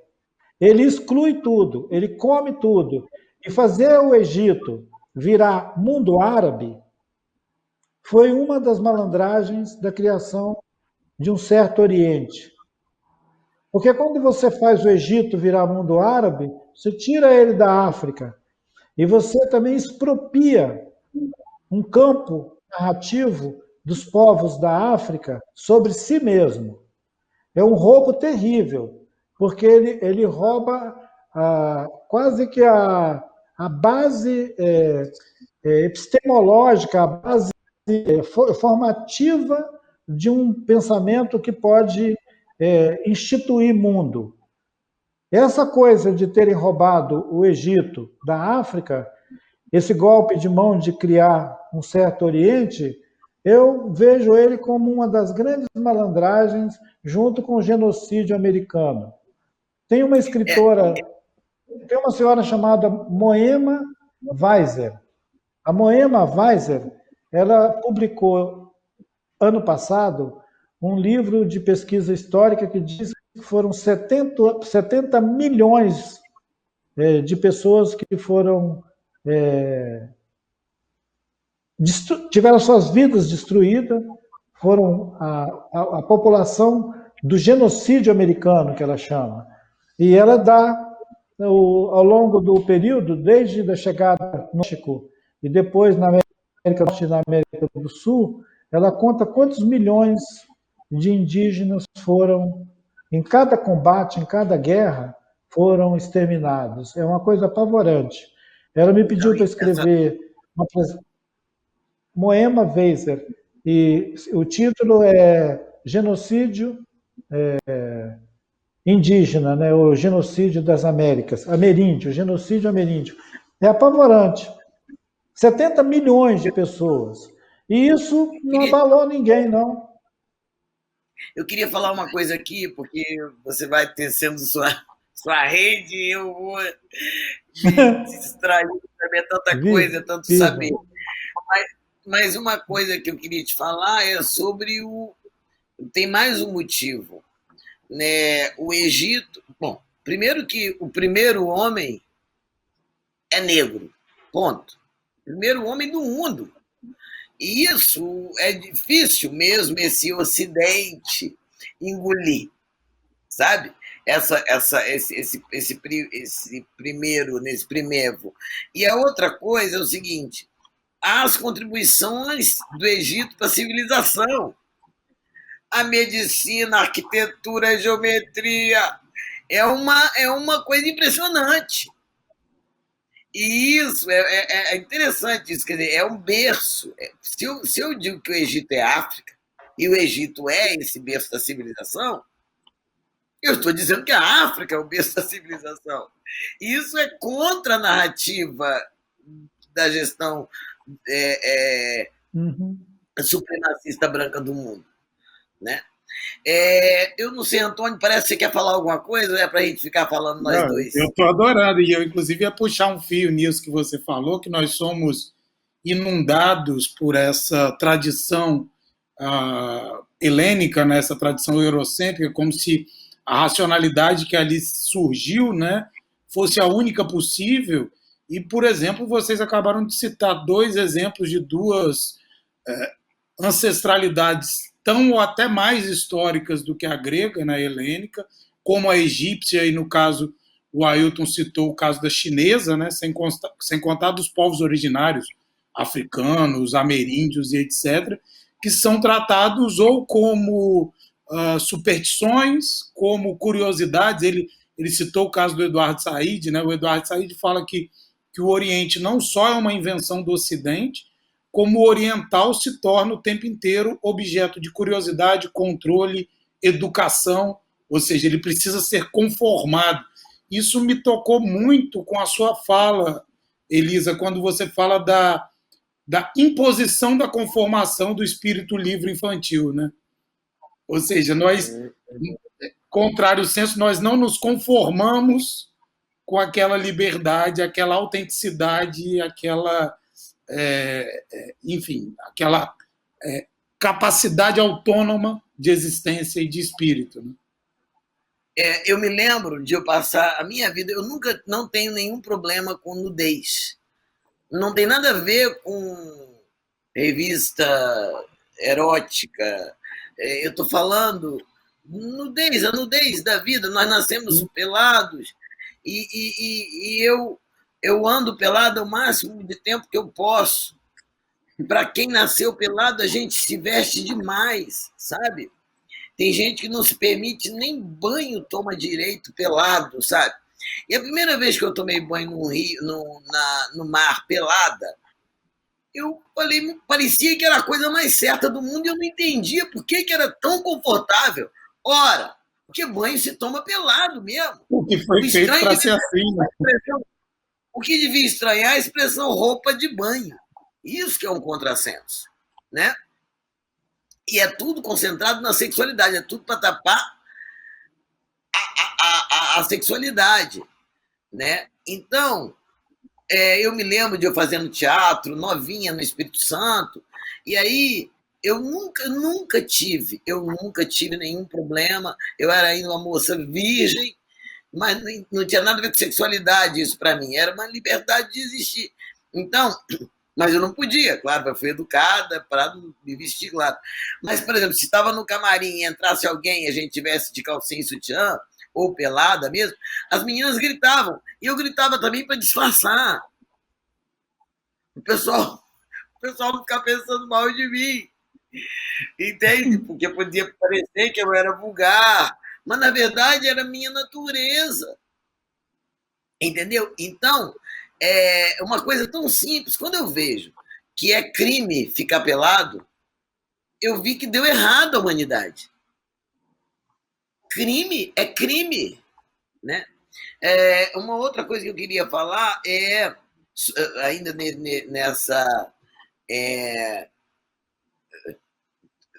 nessa toada da questão das nossas narrativas, como é que a gente faz para bancá-las. Eu, por exemplo, eu tenho várias estratégias. Essa, por exemplo, como eu comecei cantar aqui, o desencanto para mim é a falta do canto, sabe? E meu povo canta para tudo, para nascer, para tudo, para trabalhar, para louvar, canta, para chover, canta. Então a gente tem que o que está ganhando são essas narrativas mortas dos acadêmicos chatíssimos. Então, a gente tem que fazer nossas saudações sem medo, sabe? Botar o búzio é tanto joia como qualquer outra joia. Enfim, essa narrativa que foi, de alguma maneira, sufocada, né? É ela que tem que entrar no mundo. Agora mesmo aconteceu uma coisa muito interessante. Eu estava em São Paulo e fazendo um filme, hospedada numa casa que a gente alugou e tarará. Quer dizer, um filme, né, pra gente, eu, Lázaro Ramos. Muito legal foi essa nossa... Foi lindo o filme do Caíto. E eram 2 apartamentos por andar no Jardim Paulista. E meu aniversário, dia 2 de fevereiro, dia de Iemanjá. Aí, de tarde, o Lázaro abriu um champanhe, era dia de folga do filme, eu ia receber 10 amigos, todos testados, porque nós estamos testando de 2 em 2 horas, de 2 em 2 dias a gente testava. Falei, gente, é a única oportunidade que eu tenho de fazer um aniversário, todo mundo com teste de Covid em dia. Então, eu fiz uma comida. E aí, quando eu estou fazendo, a campainha toca, vem uma mulher. O Ailton sumiu, é isso mesmo? Ele deve ter caído, mas já deve voltar. Ah, voltou. Ah, tá aqui. E aí, uma mulher que era a síndica, ela vem acompanhada do porteiro e diz: porque eu peguei, tinha uma mesa no hall, são 2 apartamentos por andar, tinha uma mesa no hall, uma mesa assim, né, entre o meu apartamento e o da outra, e um espelho. Eu forrei a mesa com a toalha branca, botei uma imagem de Iemanjá que eu tinha levado, acendi uma vela, botei dentro de um copo com água, uma vela de 7 dias, e botei um champanhe dentro de uma taça para ela, e com flores. E aí a mulher falou, nós recebemos uma denúncia de que está havendo macumba aqui. Denúncia de macumba. Jardim Paulista. Aí eu disse, mas... E ela com o porteiro constrangidíssimo, foi chamado para resolver com ela. Ele disse, e depois ele falou para mim, fiquei com a vergonha, mas ele foi obrigado a ir, como se ela tivesse talvez que usar a força. Então eu disse assim para ela, olha, hoje é dia de Iemanjá e é dia do meu aniversário. E eu acabei de fazer essa oferenda, vou tirar a vela, porque realmente, apesar de não ter perigo nenhum, é uma segurança do prédio, aqui não tem ventilação, eu vou tirar a vela. Agora, o champanhe, a Iemanjá e as flores, eu não posso mexer, porque eu fiz tudo na gira das 7 horas. E eu acabei de colocar. Se você quiser, você tira. Você tira. Tira. Como é que é o nome? Maraca, né? A maraca do índio, do indígena, não tem? Meu amigo, um amigo me contou que lá no Congresso, muitas vezes os indígenas estão fazendo manifestação e os caras falam, não, se eu quiser, pega, dá para o indígena, dá para o guarda não quer segurar aquilo. Ninguém quer pegar naquilo. Não. Como ninguém quer. Eu falei, se você quiser, você tira. Não, eu respeito muito o espiritismo. Isso aqui não é espiritismo, não, isso aqui é candomblé. Aí eu faço o que eu quero fazer, eu gosto de fazer, é terror. É porque essa guerra é simbólica, ela se dá no campo do simbólico. Claro. Entende? Então, é um terror simbólico que eu chamo. Sabe? Por exemplo, se alguém, às vezes, como aconteceu aqui na Feira Livre, eu fui comprar umas coisas e eu vi o cara, esse pensamento ladrão, né? Esse pensamento de tirar vantagem, né? Que é um pensamento pobre demais.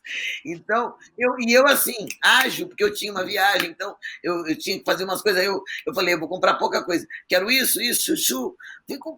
Aí ele viu que eu estava apressada, e eu tenho cara de doidinha. Então ele falou, aí ele começou a anunciar, porque você sabe que as pessoas anunciam. Né? Então ele começou a dizer, hoje eu tô maluco, não sei o quê. Aí eu falei, faz a conta para mim, fecha para mim. Eu comprei o peixe, por última coisa que eu comprei foi o peixe. E eu vi que tinha encarecido. Eu pensei, encareceu. Mas eu estava fazendo a conta de cabeça. Aí ele falou assim. Aí quando eu falei, fecha para mim, eu falei, fecha para mim e oferecendo um cartão para pagar. E eu induzi ele a pensar que eu ia pagar sem conferir. E aí ele virou e falou assim, começou a falar, hoje eu tô maluco, a mulher já começou no meu ouvido, brigando comigo, sabe? Realmente, hoje a minha cabeça está no ar. Ele começou a dar uma possível justificativa para um erro da conta. Aí eu virei para ele e falei assim, quanto é? Ele falou assim, 130. Aí eu falei assim, discrimina para mim. Ele não esperava, eu estava com pressa. Aí ele se atrapalhou. A mulher estava me enchendo o saco o dia inteiro, vai ver, até errei essa conta. Aí ele vai e fala, você tinha razão, é 110. Você é boa de matemática, hein? Eu já ia te cobrar R$ 20 a mais. Eu estava dando a ele a segunda oportunidade de ser honesto comigo. E ele estava furando essa oportunidade. Entendeu? Eu estou há muito tempo lidando com colonizador, eu sei. Então eu disse para ele o pensamento colonizador. Aí eu disse para ele assim: quanto você disse que deu? Ele falou 120. Eu 110. Eu falei: não, antes 130, mas eu tinha errado. Você vai pagar só 110. Eu falei: olha, eu sei quanto que deu, você também sabe quanto que deu, mas eu vou te pagar os 130 e a diferença você resolve com Xangô. Ninguém quer resolver nada com Xangô, principalmente o que está errado. Xangô é referência de justiça. Então, ele falou: não, que isso? Nós não vamos brigar. Eu falei: não estou brigando, não. Eu vou pagar os 130. Eu vou pagar os 130 que você está me cobrando. O resto você resolve com o Xangô. Aí ele falou: peraí. Quanto que você acha que deu? Eu falei: na minha conta deu 76.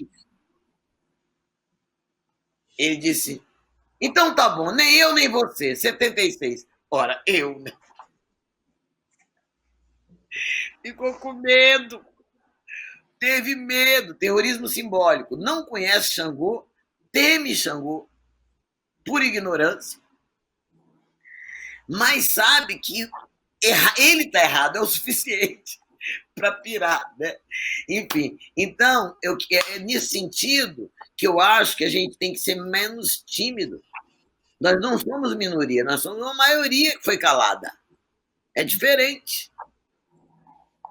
Então, eu acho que se a gente põe a nossa narrativa em cena, no jogo, entendeu? Mandei uma moça, a síndica, tirar a Iemanjá de lá. Se ela não vai tirar, não tem autoridade para falar nada. Enfim, eu acho que a gente, nesse sentido que eu estou chamando de guerra de narrativas, porque é muito difícil. Por exemplo, eu sou uma atriz, uma escritora, gosto de sonhar, de realizar, de utopias práticas, mas eu tenho sempre que estar nesse embate que queriam que eu tivesse carro. Um dia falaram: já era para você ter um carro, como se fosse um fracasso meu. Eu tenho uma casa em Itaúnas, que é o lugar mais bonito que eu conheci na minha vida. É a única casa que eu tenho. Que eu também não tenho, não. Eu sou hóspede, eu vou morrer. Somos todos hóspedes. Então, mas eu tenho uma casinha em Itaúnas. Aí as pessoas falam assim: você devia vender e comprar uma casa em Angra. Que ideia! Eu quero ficar lá. É como alguém acabando com a minha festa. Isso não faz parte do meu sonho. Bom, para fechar o meu pensamento aqui, o que eu queria falar ainda é que com essas coisas tortas, eu acho que a gente desenvolveu uma doença autoimune, sabe? Nós não nos reconhecemos na natureza. Por isso que pode queimar a mata, não sou eu. Só que sou eu sim. No fundo, eu sou a mata. Quando mata, eu morro também, um pouco. Morro mais que ela. Porque ela se renova. Tem tentáculos maiores do que nós podemos imaginar. Entende? Então, quando você encontra quando alguém, o refugiado não sou eu, não é da minha família. Refugiado é um conceito absurdo. Levaram a sério o desenho do mapa. O mundo é de todo mundo. Não tem esse desenho, esse negócio de ser. O mundo eu posso andar para onde eu for, quiser. E principalmente essa volta das caravelas, né? As pessoas foram lá, invadiram o Haiti, invadiram o Senegal, invadiram a Síria, invadiram e depois não quer que o pessoal venha para a casa dos seus invasores? A outra, então a ideia é essa, para mim, toda essa doença da humanidade é não se reconhecer na sua sagrada casa, não se sentir pertencido à terra. Por isso, se ele achasse que a terra é a mãe, seria um ferir de morte machucar essa terra. Feriria de morte, assim como ninguém quer que machuque minha mãe, meu avô, se a gente visse assim. Foi esse corte que eu acho que foi o mais sério. Porque a gente, então, se machuca treinando matar o outro, como se isso não nos ferisse, como se não fosse nós mesmos o alvo. É muito doido. Queridos, é muito triste ter que interromper esse momento, porque a programação do festival, com certeza os comentários agora no YouTube devem estar me xingando, mas o dever me impõe isso. Eu queria, mais uma vez, em nome de todo o festival, mas eu tenho certeza que eu falo em nome de toda a nossa audiência, agradecer assim, muitíssimo. Esse não é um agradecido, Elisa, que é tudo menos agradecimento, esse é sincero, de coração. Não é gratificante, não foi muito gratificante. Não foi gratificante. É gratificante. O que você achou? Achei muito gratificante. Esse tem sentimento e tem agradecimento muito sincero e muito honrado de ter a presença de vocês dois. Tenho certeza que nós não poderíamos encerrar o festival nessas mesas, né, melhor dizendo, de forma melhor. Eu acho que a gente construiu mais um belo espaço para esse tipo de discussão, para esse tipo de encontro, um encontro que, pelo que vocês falaram, é inédito e que com certeza está marcado na história. Muito obrigado aos dois. Ailton, muito obrigado, meu querido, por toda a sua receptividade. E Elisa, querida, muito obrigado, viu? E eu quero dizer um lembretezinho. O livro que ele falou da Chimamanda é O Perigo de uma História Só. Quem quiser pode comprar, é Companhia das Letras, né? O Perigo, acho que é o nome do livrinho, né? Sim. Não é, Renato? Esse mesmo. O Perigo de uma História única, uma história única. O perigo Obrigada, de uma história única. Maravilha. Beijo grande, abraço. Obrigado, Antônio, por isso. Obrigado, Caprichado. gente. Maravilha, querido. Meu Espírito Santo brilhando. Maravilha, queridos. Beijos, Tchau. queridos.